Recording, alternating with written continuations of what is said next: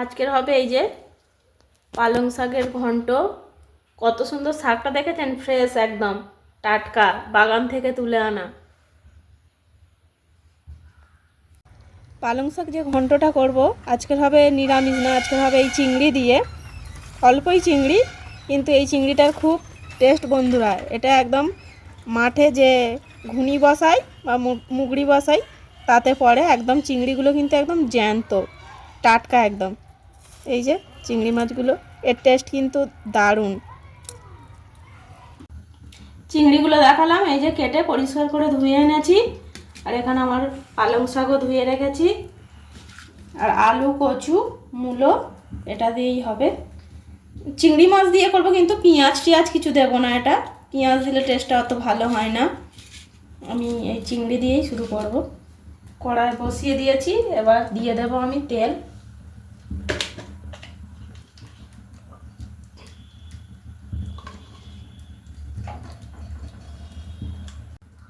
তেল গরম হয়ে গেছে, এবার দিয়ে দেবো আমি শুকনো লঙ্কা আর 5 ফোড়ন। একটা শুকনো লঙ্কা দিলাম,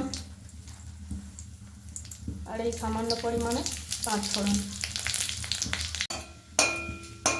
লঙ্কাগুলো লাল লাল হয়ে গেছে, এবার আমি আস্তে আস্তে একে একে সবজিগুলো দিয়ে ভেজে নেব। প্রথমেই দিয়ে দিচ্ছি আলু।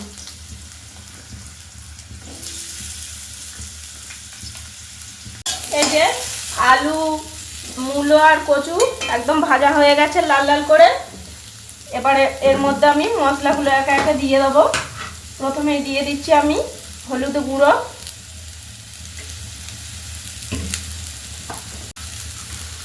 এবার দিয়ে দিচ্ছি স্বাদ মতো নুন।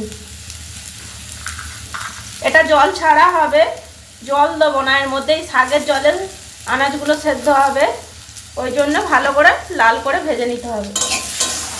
এবার আমি এই শাকগুলো দিয়ে দেবো।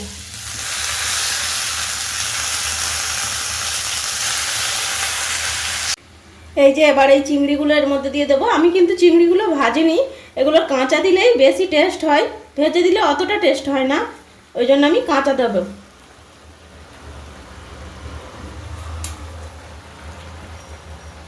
এবার আমি এই চাপা দিয়ে দেব, আর গ্যাসের ফ্লেমটা কিন্তু একদম লো করে দিয়েছি।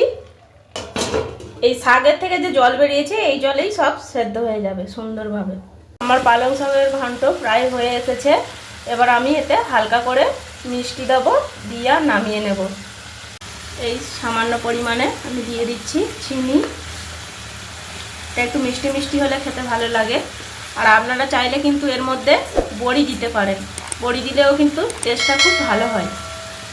আমার পালং শাকের চিংড়ি দিয়ে ঘন্ট রেডি।